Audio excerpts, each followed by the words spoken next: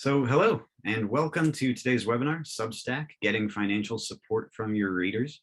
Welcome to Authors Guild members and other writers in the audience. We're glad to have you here, and thanks for submitting your questions in advance. Today, we're going to do a tight 30-minute webinar with our Money Matters host, Erin Lowry, and Substack's Linda Lebrun about using Substack and creating a consistent revenue stream. Today, we won't have time for a full Q&A, but please feel free to type in your questions there, and Erin and I will answer as best we can. And if you'd like closed captions, please look for the live transcript button here in Zoom. And with that, I'm going to go ahead and turn it over to Erin Lowry. Thanks. Thanks, Johnny. Hi, everyone. Wonderful to be back and excited to host this quick 30-minute webinar on Substack. So I do want to say full disclosure before we started. And if you did join our prior webinar all about newsletters, you might remember that I myself have a Substack newsletter. So just want to let you know I do have personal experience and use the service myself. I'm excited to welcome Linda, who is the writer, who handles writer partnerships for Substack. And she was going to give us all sorts of inside scoops here today about what you need to know. And again, as Johnny said, please feel free to add your questions into the Q&A during this webinar. We're not going to get to as many of them as we maybe normally would, but a lot of these questions are based on those that you already pre-submitted. So with that, Linda, I'd love if you could actually tell us more about what Substack is exactly and what is it that makes it unique? Absolutely, Erin, and thanks so much for doing this. Thanks for having me here. I really love to have the chance to tell lots of people about Substack and explain it a bit more because it's still a relatively unknown concept and definitely useful to explain sort of from the beginning. What is it? What's the model? What's it trying to do? So I'll just start from an assumption of people never having heard of it. Substack is an online publishing platform. It lets you very easily do independent publishing online on your own. And it merges the best traits, I would say, of a blog and an email newsletter. So it lets you set up for free. Substack is free as long as your content is free, but you also have the opportunity to turn on paid subscriptions, and you can really easily paywall some of your content in order to let your fans, readers, supporters support you with paid subscriptions so that you can generate recurring revenue and have a deeper relationship basically with them that's totally owned by you and controlled by you.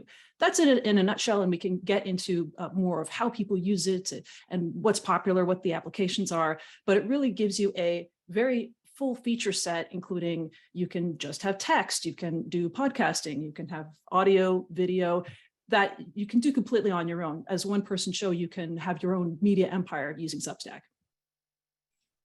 And I just want to do a little clarification. This came in on the Q&A. If you are using the transcription, apparently Substack, S-T-A-C-K, is not being transcribed exactly as we're saying it. So it's S-U-B-S-T-A-C-K, Substack, not the slightly lewd thing that might be getting oh no. Good clarification. That's useful. So for writers who want to get started using Substack, how much technical skill is needed to get started? There's really no technical skill required other than the ability to follow a set of instructions. That might sound like an exaggeration, but the rationale behind starting Substack, when the three founders started it 5 years ago, their idea was to create something that would be a lifeboat for journalists and writers who maybe there was not a perch for them in traditional media. Maybe they had been laid off from a newspaper because of changes in the media industry. And they said, anybody can go and clutch together a bunch of different products to publish online. That's not new. Email, newsletter, blog, none of this is new. But to actually make it so that you don't have to sit there and either have HTML for dummies open on your lap or hire somebody and pay them tens of thousands of dollars to build something, and then you can't control it because it's not quite what you want, to have it so that just the person could do it all on their own. So I explain that because that is the ethos that we've always improve the product by, to have it be really easy to set up. So if you go to substack.com, there's a big button that says start writing. If you click that button, it takes you through a flow where it asks you, what is your name? What would you like the name of your publication to be?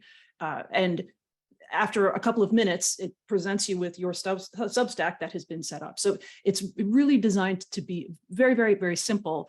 And it's for that reason, it's not for all email uses. If you want an email marketing platform, MailChimp with all its bells and whistles is better. Substack's design is based on being simple and pared down, and for editorial newsletters and people who would like to have the content directly be what the reader is paying for. That's sort of the group that we are trying to target, and we're doing that through ease of use. Now, speaking of creating content, obviously for a lot of writers, there's a concern around the idea of copyright. So if you do use Substack, the work that you're publishing, do you still own it? Can you repurpose it elsewhere? Does Substack have any claim to it? Mm-hmm. A question that comes up a lot in my conversations with writers who are thinking about Substacks, because they are used to the old model where any place your work is published, you were giving up some of the claim or ownership to it.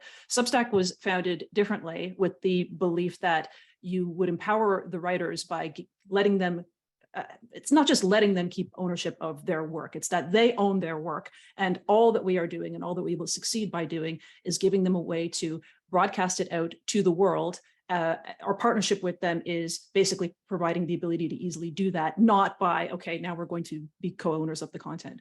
So 100% of the IP, the copyright, is always totally held by the writer.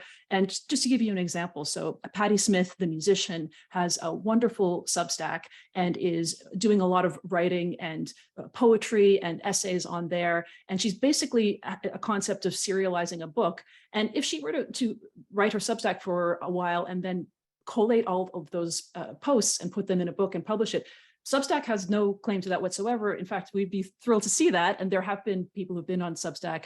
And if they're working on a book, it allows you to write in public, have some interaction with your readers. I'll give one more example of a writer doing something like that. There's an economist named Brian Kaplan, and he is also a book author. And he does sort of a writing in public thing where when he's working on a book, he'll put chapter excerpts and, what do you think of this? And then have a great conversation in the comment section about it.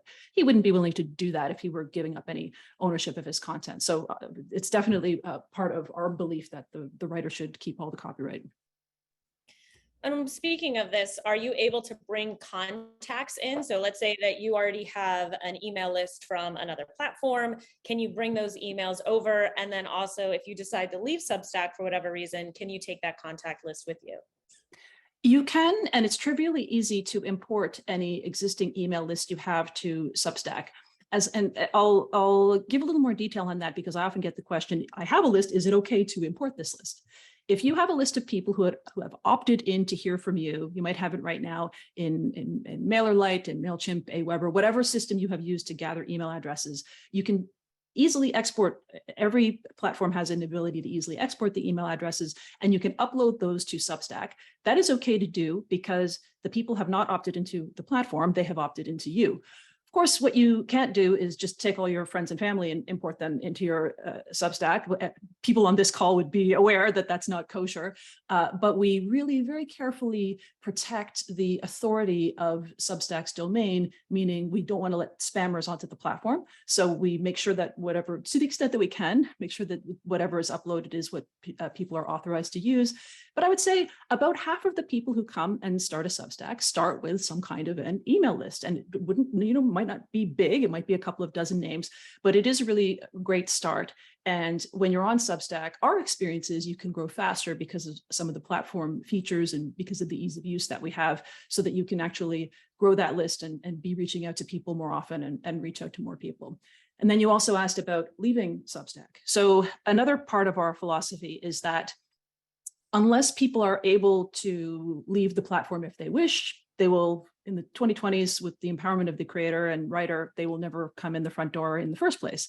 So you always 100% own your email list. We never email your subscribers without your explicit permission. The idea is that Substack is the platform that makes it easy for you to contact them. So sometimes I have people who ask me, like, nefarious tones, what do you do with those email addresses?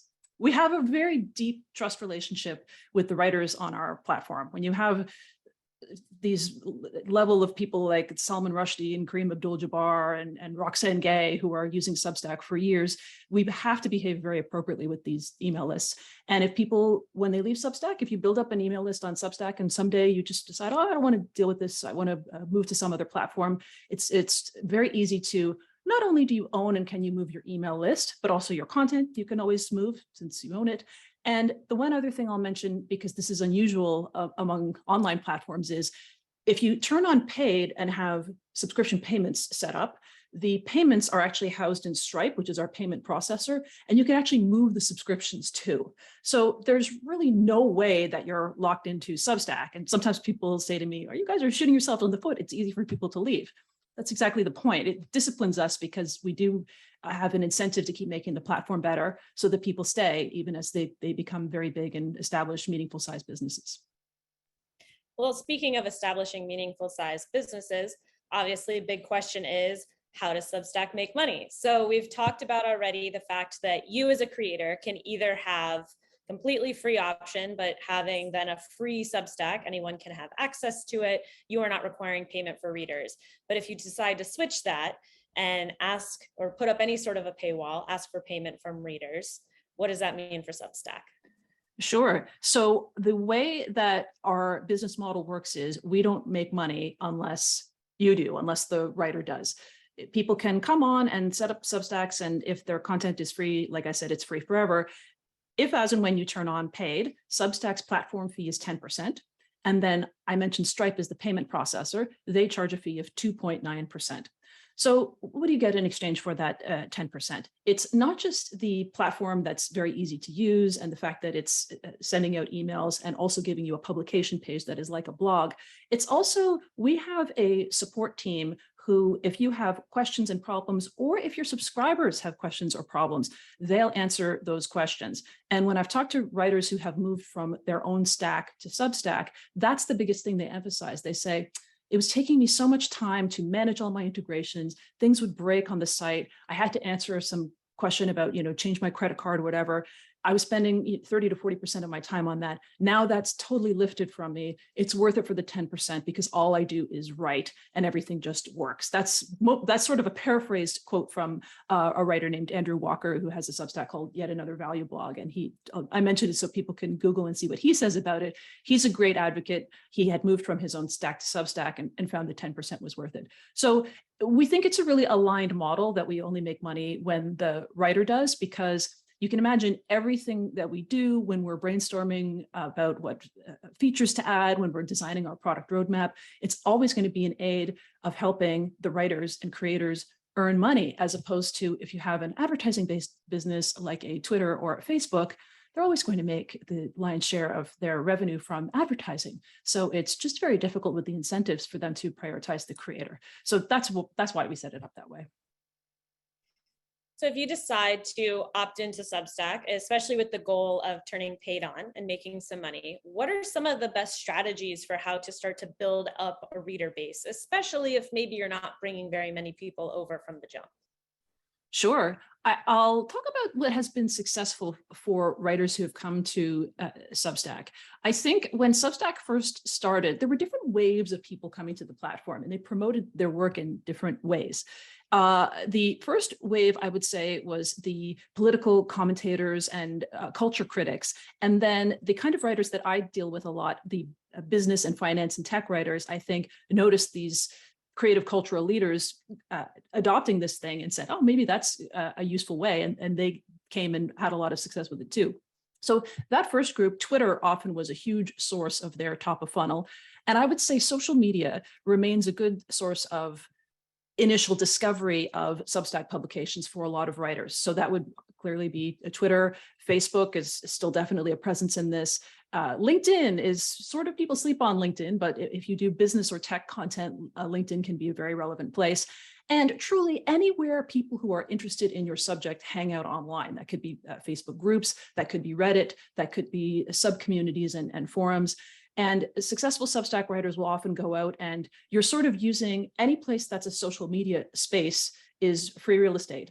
Some people listening to this call might be thinking, well, I don't want to make the point of my life to be going out and advertising myself on social media. And that's not the only way that people find Substack readers. It's also through all of the traditional digital media and real life things that you would imagine. I find that a lot of the time, the writers that I talk to, they will go on a podcast and that'll lead to a kink in the graph of their subscribers on Substack. Cross-promoting with people who have their own platforms can be really useful. There's a writer on Substack named Edwin Dorsey who writes about the stock market.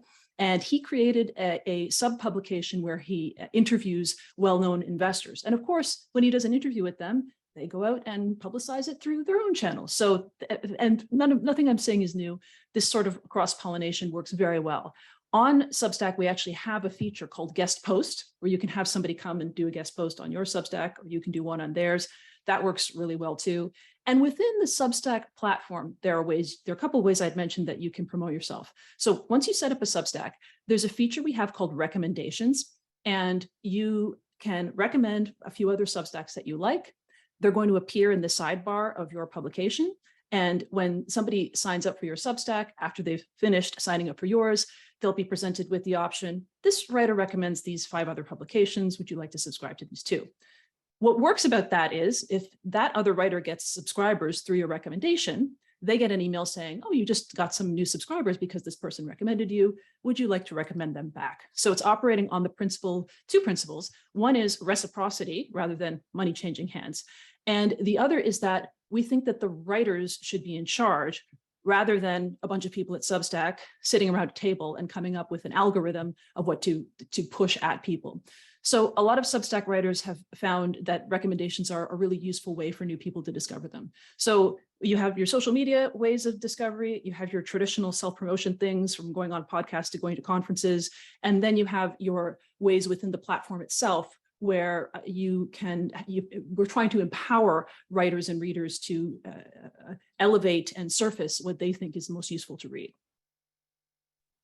And I do want to actually clarify something about how you get paid on Substack, because as you mentioned, Stripe is what's used as the payment processor. And someone did ask a question about how do you set payment and receive money. So I do also want you to elaborate a little bit on you, the content creator, being in total control over how much you're charging and how that gets set up.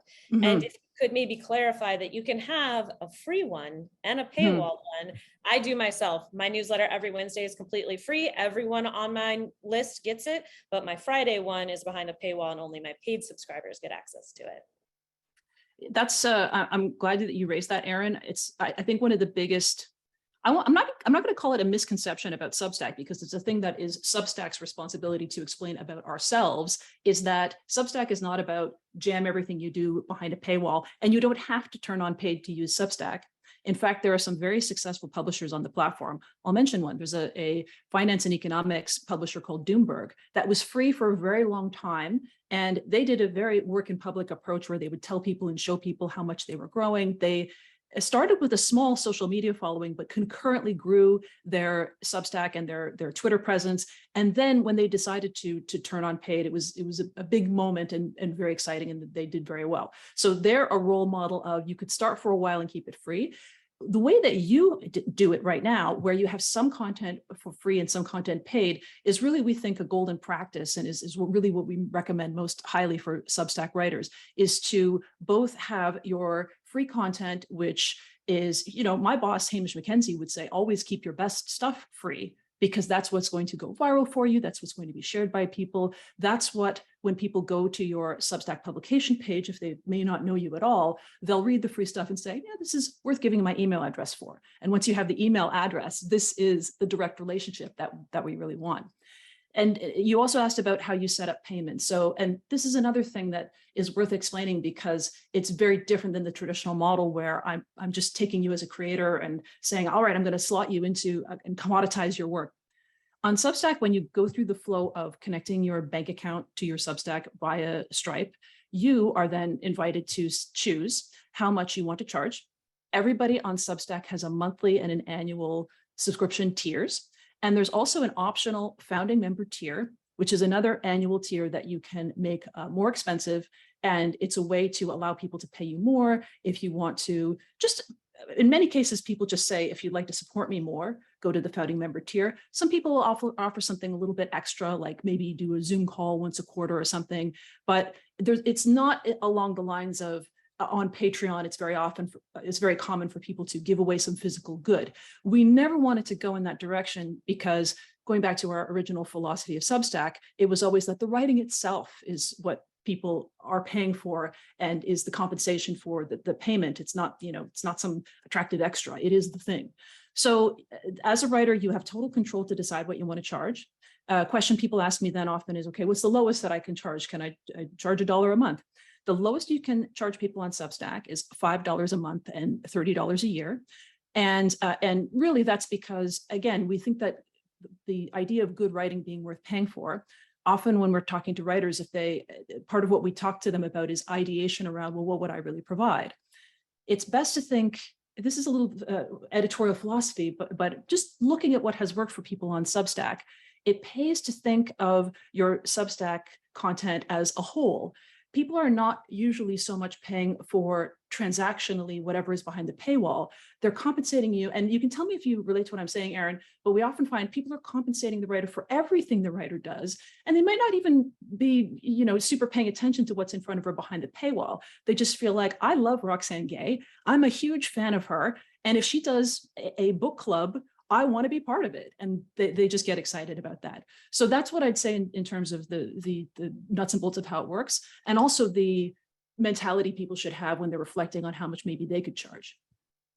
Yeah, I absolutely agree with that in terms of, we even had a question came in that said, if you're putting your best stuff out for free, why would people pay for presumably your not as good stuff? And not everyone goes with that strategy for what they put behind a paywall. Sure. Personally, what I'm putting out for free is a lot of what I would already be saying on Instagram. It's just put in a concise, easy, clickable. It's almost like a blog post. You can click back to it. But what I'm putting behind my paywall is like, here are my unfiltered thoughts on certain things. I do a voiceover. That's an option that you have on Substack. I can narrate it. So if they want to listen to it like a podcast, that's only available to the people who are paying. But I have definitely noticed that a lot of folks who are on my paid subscriber model are mostly there because they appreciate the full body of work, not just because they want the extra bonuses of what they get as a freebie. Now, obviously some are there because they like the extras, but I have gotten a lot of emails that are more like, I love your work. I love everything that you're putting out. Thank you so much. That has to do with just beyond the one paid newsletter they get per week. Now, we've had a few questions come in about, if I already have a blog, does it make sense to also have a Substack? Do these two things complement each other?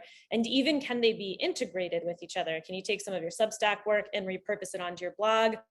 Or when people sign up for maybe your mailing list from your blog, can that then get moved over to your Substack list? Mm-hmm. So I'll talk a bit about what's worked for people there. I would say, first of all, some of the most successful, most high earning, to be very materialistic and crass about it, high earning, but some of the most successful Substack publications have been former bloggers. We have people like Matt Iglesias and Heather Cox Richardson used to have a very big Facebook presence that she ported over to Substack and is just doing terrific there. Or Andrew Sullivan, who people will know from the 2000s, blogger and entrepreneur. He's now totally on Substack. So if you have a background of blogging, I have evidence from observation that you will really like Substack. Substack is not designed to integrate with a blog. What it's designed for is to be your central place that's your home on the internet.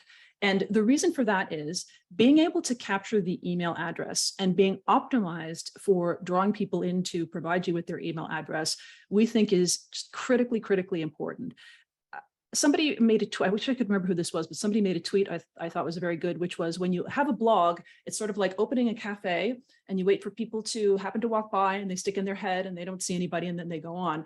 But if you have an email newsletter, that is like DoorDash or Uber Eats. You're going to their front door.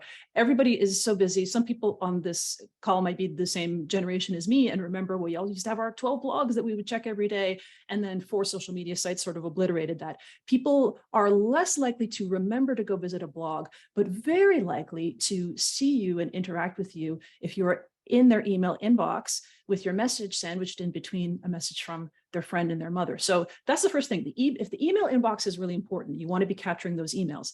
And I would say Substack is much more optimized and better equipped to do that. The other thing I'd say is Substack really replaces the need to have a blog. What often people do, example would be Stephanie Kelton, the economist. She had a fully built out website at stephaniekelton.com. When she came to Substack, she made Substack, her Substack, the place where she put her posts and her updates. And that really works for her, because if somebody finds out about her and wants to interact with her work and learn from her, she wants the Substack to be the place where they go. She wants the Substack to be the first thing that comes up in Google search. And our SEO is very strong. It's all just integrated, and you don't have to do any work on that. So I would say my pitch to people would be to seriously consider having your website be the place where people maybe go and read your bio, and you can have some resources there. But for your updating work, it's really ideal to have it all be on Substack, because then it's the one place, and you know that it's the place people find you. It's the place where people can read the whole portfolio of what you've done. And when you are ready to turn on a paywall, it's the place where if they read something on your Substack, there's a very easy subscribe button that takes them right to put in their credit card. If they're already paying for Substack, their credit card is already input. Like, we're really into sanding down the friction as much as possible. Whereas if people are looking at you on your blog and you're saying, okay, go over here to your Substack, we're kind of back to the same challenge that Patreon had. Patreon, I'm talking about a competitor, which is, not classy, but some people on here might have experience with Patreon. That might be where they are charging money for their work if they're creators. And with Patreon, it's you are reading my stuff somewhere else and I'll send you to Patreon to pay. The difference, I think, with Substack is all of the interaction can be on Substack, and it's a much better experience where you're shepherding them and they're able to get to know you. And then when when you make the pitch to them, okay, I have some stuff that you haven't seen, it's behind the paywall, it's easier for them to pay. So it's a long, fulsome answer, but I when it comes to the topic of blogs, many people, I've talked to people who've been running blogs for 20 years. And when I just say to them, oh, just move the whole thing to Substack, it's expletives.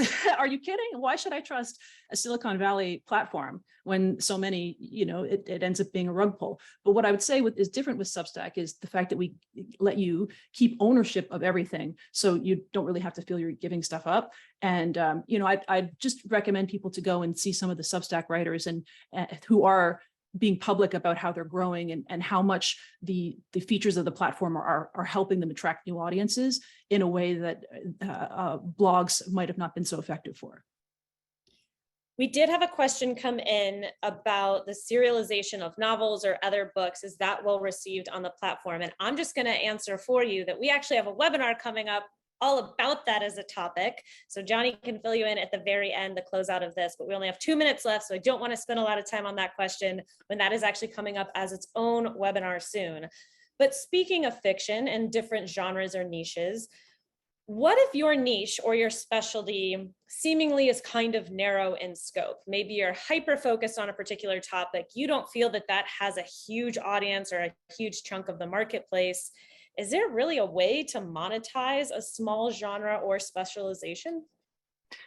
I think that there is. I would say that the audience development is always going to be a project, and the marketing is always going to be something that people have to sit down and sketch out and figure out how they're going to do it. But I think when it comes to a niche, the good thing about Substack is it's kind of going back to Kevin Kelly's 1,000 True Fans idea from 20 years ago, which again, a lot of people on this call will be familiar with that concept, which is if you can get 1,000 people to pay you $10 a month, that is a living. So there are people on Substack. There's a guy who's on the leaderboard and he writes about sake news. He writes about news from the sake industry in Japan, and that's all he does. And he has a successful Substack. I'm never going to subscribe to that, nor are most of us, but you can, if you can find the 1,000 people who are interested in that and they find it worthwhile, it can be very successful. In my specialization niche of finance, there are tons of examples of that. There are people making, high six figures doing, I can't even understand their Substack because they're talking about very esoteric stuff around order flow trading, but they don't need me to understand it. One more example I'd give is there are 2 journalists who used to be at Bloomberg, and they came to Substack, and they have a Substack called Capital Account, and it's about regulatory issues in DC. It's a niche. They have decided they're going to be deep on that. but there's a group of people who are interested in that, who are totally willing to pay for insights. And the publication is $200 a month, and they're doing really great. So, and totally on the other side is there are Substacks that are about artistic topics. Maybe they're not charging $200 a month, maybe they're charging $5, but they have very passionate, engaged audiences with comment sections that are just full of excitement. So I guess I think it's ideal for a niche, because you don't have to be the Wall Street Journal or the Economist. You can say, I'm going to nerd out about this one thing, go deep. And I think that also helps people find you, because there are a lot of people who, if you're addressing a niche, would be very excited to find something that this overlaps. This is kind of the beauty of the internet too. Thank you so much, Linda. We've just hit time. This has been so informative, so helpful. For those who want to learn more about Substack, could you tell us where they should head?